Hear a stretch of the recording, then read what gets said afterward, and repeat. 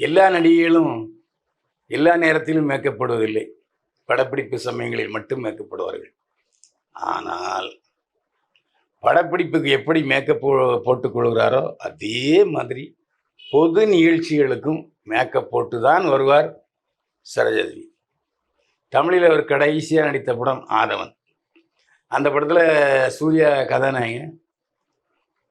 இயக்குனர் கே.எஸ். ரவிக்குமாருக்கு அந்த படத்தில் சரோஜாதேவி நடிக்க வைக்க வேண்டும் என்று ஆசை.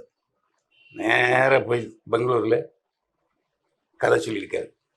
நான் இப்போ நடிப்பிலிருந்து ஓய்வு பெற்று விட்டேனே என்று சொல்லியிருக்கார். இல்லைம்மா, நீ கண்டிப்பாக நடிக்கணும் அப்படின்னு சொல்லி ஒத்துக்கொண்டார். அப்போது கூட அவர் என்ன சொன்னார், நான் ஃபுல் மேக்கப்பில் தான் வருவேன், ஃபுல் மேக்கப்பில் தான் நடிப்பேன், அங்கே வந்து மேக்கப்பை குறை மேக்கப் போடாதன்னு சொல்லக்கூடாது என்று கண்டிஷன் போட்டிருக்கிறார். அப்போ வடிவேலு ஒரு முறை நக்கலாக கேட்டிருக்காரு, இந்த அம்மா தூங்கும்போதும் மேக்கப்போட தான் தூங்குமா அப்படின்னு நக்கல் அடிச்சிருக்காரு. எல்லா நடிகைகளும் ஸ்டூடியோவுக்கு வந்து மேக்கப் போடுவாங்க.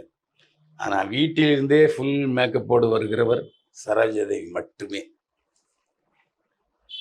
சரோஜாதேவியுடைய முகம் மேக்கப் போடாமல் ரசிகர்களுடைய இறுதி அஞ்சலுக்காக வைக்கப்பட்டிருந்தது. அதை நான் ஃபோட்டோவில் பார்த்தேன். அந்த இப்படி கரிய உருவமாக சரோஜாதேவிக்கு இருந்ததுன்னு நான் அதிர்ச்சி அடைந்தேன்.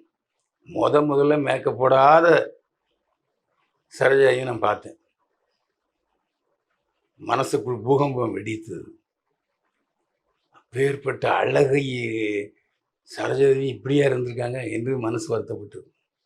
மண்ணுக்கு போகும்போது தான் தன்னுடைய ஒப்பனை இல்லாத முகத்தை காட்டினார் சரோஜாதேவி.